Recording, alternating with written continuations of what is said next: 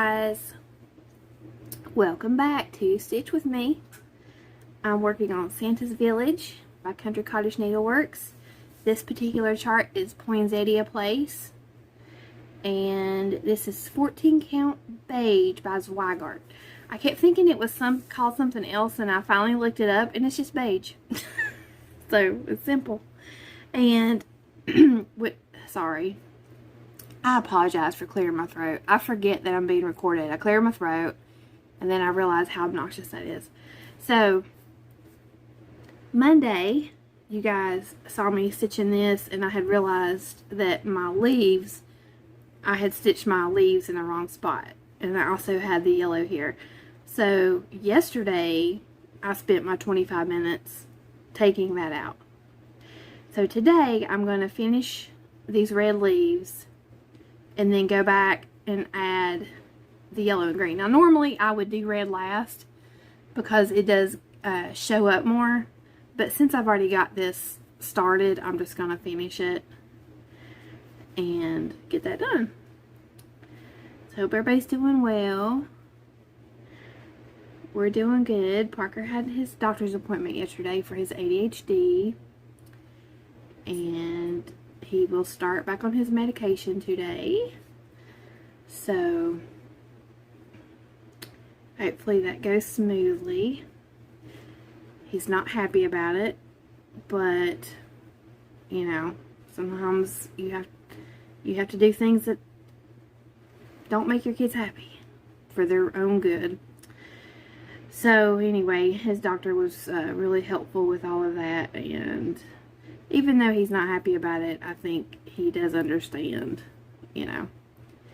So it's crazy because the thing is, when he has autism and he has ADHD. When he's on his medication, you can really see his autistic traits. It's like the ADHD gets put in the background, and you can, you know, his autism takes over, and he does, I don't want to say suffer, but he deals with a lot more of his autistic issues, like sensory issues, being overstimulated, a little bit of anxiety. And when he's off his medication, it's like his ADHD kind of pushes that to the side, and he has more of his ADHD traits, which is being impulsive, not being able to control his emotions, you know, low safety awareness, things like that, where he's just like, he's moving before he's thinking.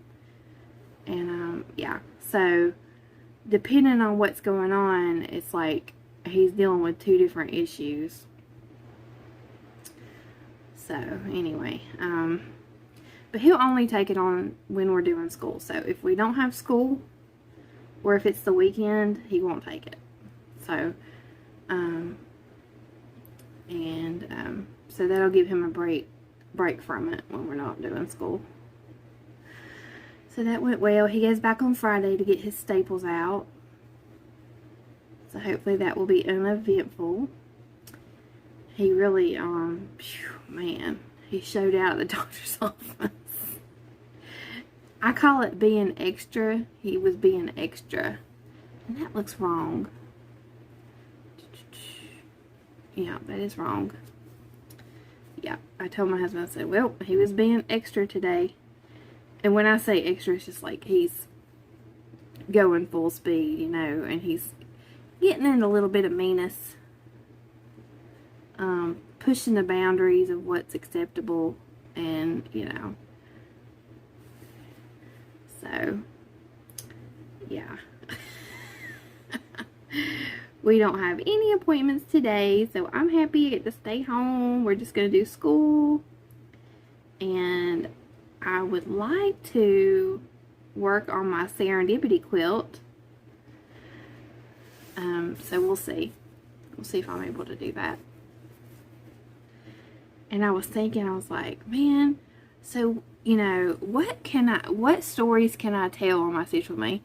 Because, I mean, I don't know what y'all want to hear. A lot of my stories from when I was a little bit younger, like, not family friendly. There's like the pre-mom stories and then the post-mom stories.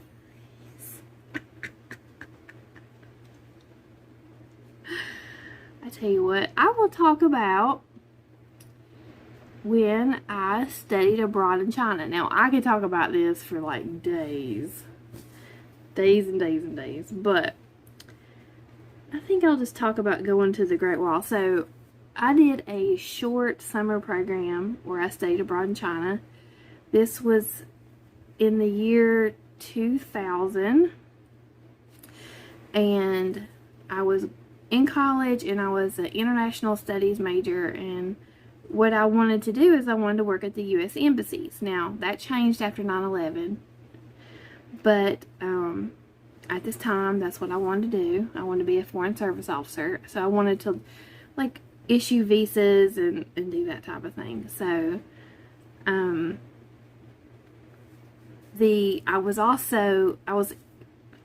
my sub major was international business. So we had the Center for Chinese Business at my college. Okay, hang on a second. Let me see what I'm doing. And previous to that, I had started the process to spend a semester abroad in South Africa. And it fell through because of an uptick in violent crimes. So they halted the program. So I was supposed to go for a whole semester there. So I was kind of disappointed. So then this one opened up, and it was just a short summer program to go to China. Well, okay, so here's the thing. I was dating this boy. Gosh, he was an idiot. And we both signed up to go. That was mistake number one. We were too young to be trying to do something like that at the same time. We were too young and too immature.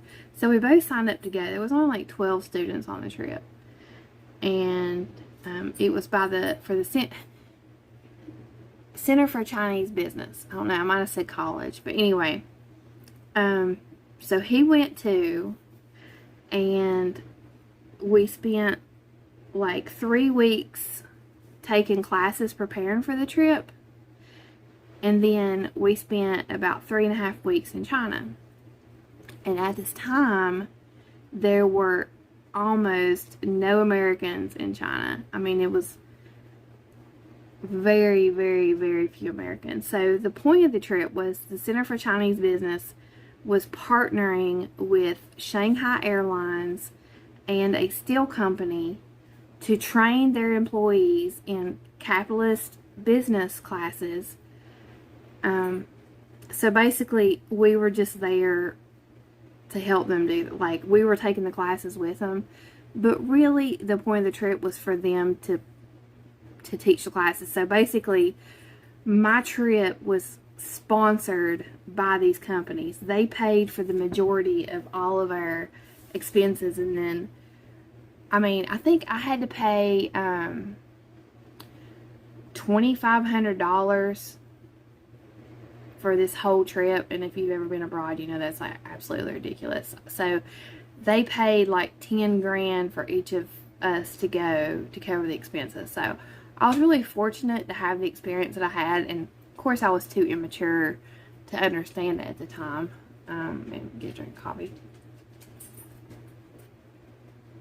And I have, goodness gracious, I have a lot of stories from my trip to China. A lot. I mean, I could go on and on and on and on and on. But while I was there, we went to the Great Wall 2 times. We went in 2 different locations. Or did we go 3 times? I might have went 3 times. I know we went to 2 different locations because I spent time in 3 different cities, Beijing, Shanghai, and Tianjin. But we went to the Great Wall in 2 different cities. So I think the first time was when we went to, I don't know. Anyway, so here's the thing. The first time I went, it was a really like super touristy area.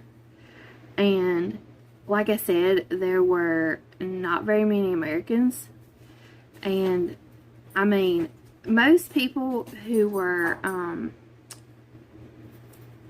like, look like me, like blonde hair and blue eyed, they were from Russia.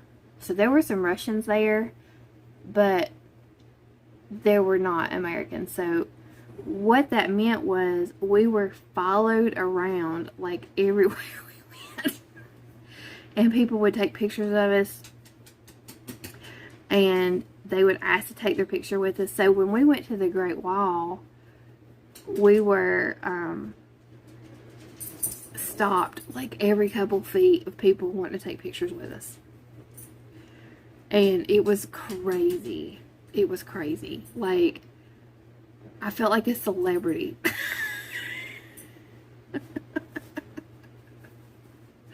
It's like, I wonder how many people out there had pictures of me.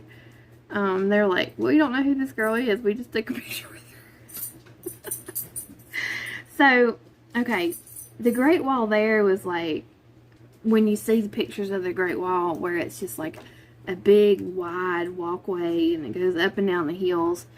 So, that's where we were. We didn't go super far, because we were in like the touristy area and all that. So, it's not like we were there doing miles and miles and miles. We weren't.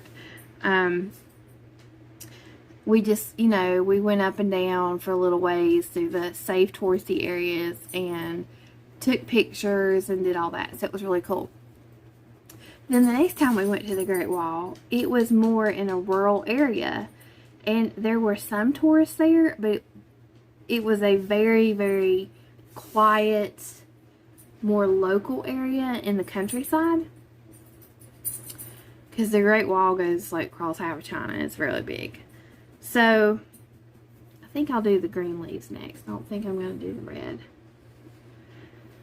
So, we go to the Great Wall, and it turns into, it goes from like what you see in pictures where it's a wide path, but in some places it's not really, it doesn't look like that. It's more like a pathway. It's very small. It's not the big fortress that you're used to seeing. So here I am, chunky as I'll get out of breath, trying to go up these mountains or whatever, which they weren't really mountains, they were hills. It wasn't even hills. It was one hill.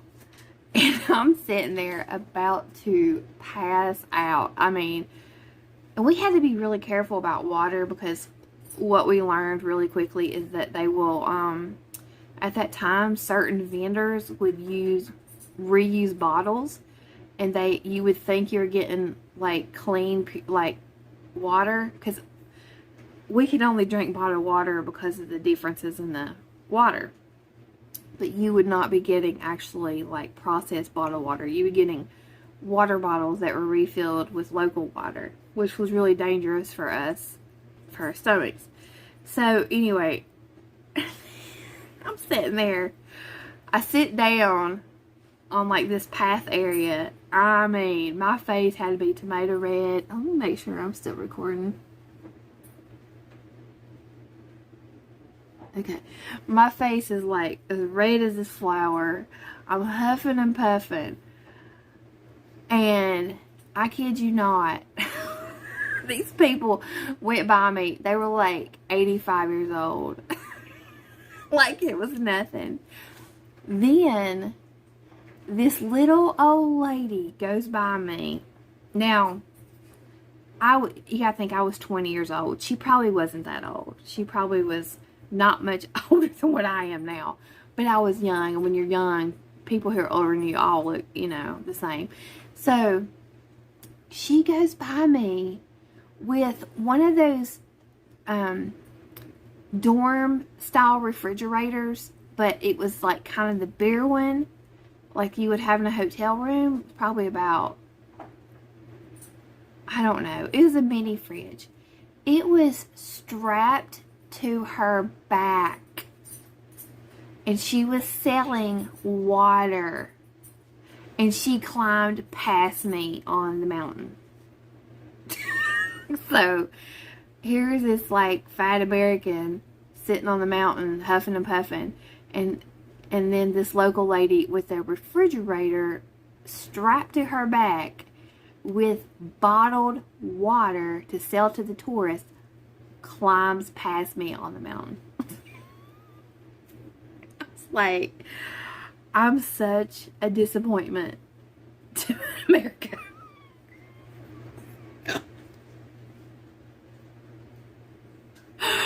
Oh, I will never forget that. I'm like, she's out here trying to make a living, like killing herself on this mountain, and I can't even get up this path. So yeah, it was crazy, crazy, crazy. So many things happened over there. It was an experience I will never forget. And here's the sad part, is I took like eight rolls of film, because this was before we all had camera phones. And so I had a 35mm camera. Everybody on the trip had cameras. And we all took pictures. The professors took pictures. You know, we took a ton of them. I took pictures everywhere I went. Oh my goodness. And all of my film got ruined. And at the time, they told me it was from the x-ray machine at the airport. Something happened. Now, I don't know if this is true. This is just what I was told then. When I went to go get all of my film developed, it was all just, like, exposed. So, I don't know if that's really what happened, but I lost all my pictures. So, what happened is, we had, like, a little reunion dinner at one of the professors' house, because a group of professors took us. And everybody brought doubles of their photos and put them on a big table, and we just swapped pictures. So, they let me, you know, pick out what pictures I wanted. So some people had pictures of me, so I took those, and I took some pictures that I just thought were like really beautiful pictures of, you know, the locals and places we went. And I'm really thankful for that, because if it wasn't for that, I wouldn't have anything. So yeah, so we spent about half our time in the city. Okay, so sorry, my dogs are barking. So we spent about half the time in the city and about half the time in a rural area. So it was really fun. Parker, he wants to go to Japan one day, and I'm like, I would love to take you to Japan. I didn't go to Japan, technically. We had a layover in Tokyo. But okay, let me try that again. So one of the flights we took when we went, it was the really long flight, was from Chicago to Tokyo. And we flew up over like Canada and Alaska, over the Yukon Mountains. And that was the most beautiful thing I've ever seen in my life, was looking out the window at those mountains. I mean, it was like heaven. It literally was like, this is what heaven looks like. I mean, it was unbelievable, especially for a country bumpkin like me from, you know, Logan County, West Virginia. I never saw anything like that before. It was amazing. It was amazing. So I have a lot of really good memories from that trip. Now I have some not so good memories too, but I have a lot of really good memories. I met some amazing people there. The Chinese people were so welcoming. They treated us so kindly, and you know, we had people who were like, I don't know, they were kind of trained to like babysit us. So that's who we got probably the most close to. I don't know, we had a really good time. So I would love to take Parker, you know, somewhere abroad. Because people who live like in Europe and stuff, it's nothing for them to go to different countries. But Americans, it, you know, especially, it's just, it's not like that for us. It's a big deal. So, it's very expensive. Parker's like, well, why can't we go to Japan? I'm like, honey, it will cost us a lot of money to take you to Japan. It's like, we will try to take you one day when you're a little bit older. So, yeah, that would be fun. So, one thing that was funny is, like, we were constantly trying to find American fast food restaurants. And the one that we saw the most was KFC. So we ate at a lot of KFC. It wasn't exactly the same, but, you know, it was enough for us to feel like we were, you know, eating familiar food. So, I got served so much, like, food that, the food isn't like Chinese restaurants here. I mean, actual Chinese food's very different than what we eat at a Chinese restaurant. And we were served like wild stuff. It was incredible. So what they would do, we would have these big dinners, and they would have, the table would be like a big lazy Susan, and there were lots of, you would have small plates, and there would be, I'm not kidding, like 15, 20 dishes on this big lazy Susan, and it would just like rotate. So you would rotate it and take your chopsticks, and you would pick like what you wanted. So we were served a lot of exotic stuff because, you know, we were guests and stuff like that. But we were also served, you know, things like pork, chicken, you know, a lot of pork, chicken, my mind's blanking, fish, tons of fish. And some of the exotic stuff I couldn't even, I mean, like, we went to this one restaurant where everything was in tanks. So, like, you would go in and it was just like a huge place with tanks, like almost like going to a grocery store. Well, like the size of a Dollar General or something. So all the fish, eel, turtles, snakes, all that. Now, listen, I didn't eat any of that. I live off rice and sometimes fish, but I'm a picky eater. But back then, I was like, my mom raised me on pinto beans and cornbread. I mean, I was terrified to try these new foods. So I actually didn't try a lot of it. But it was fascinating because, like, you would go in and you would see all the food there. And then people would order what they wanted. But what they did for us is they just, like, ordered a bunch of stuff and brought it out. So they would just take it out of the tank and then prepare it. So a lot of, like, eel, pigeons. We were served pigeon a lot. One time we were served pigeon and, like, they were cooked and their heads were like this, like entwined together. I about died. I mean, like, it was just culture shock, you know. There's nothing wrong with it, of course. I respected the culture, but like I said, I was a country bumpkin, so I wasn't used to that.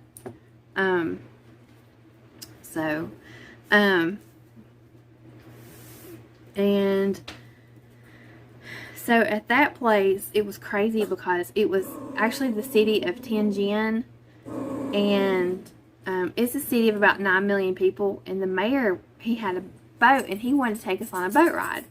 Well, for some reason, a lot of people declined the boat ride, but I went, and I didn't realize I was riding with the mayor of Tianjin.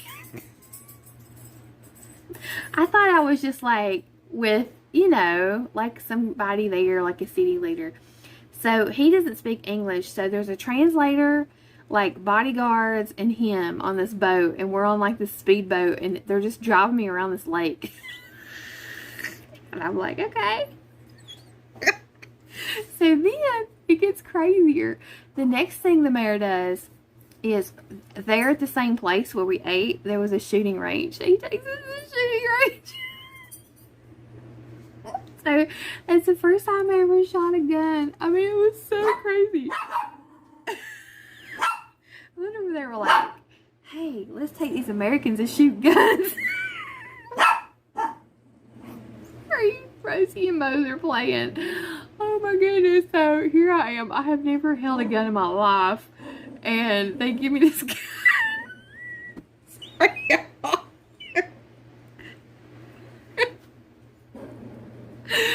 Oh my goodness. And it's just like a shooting range here in the States. Like, there was a target, and they shoot the target. Hey, y'all, we trying to get them to stop barking. Okay, I'm sorry. Basically, Rosie, Mose, and the cat are all playing. So let me see how I'm doing on time. All right, I'm doing good there. I'll stop at the shooting range story.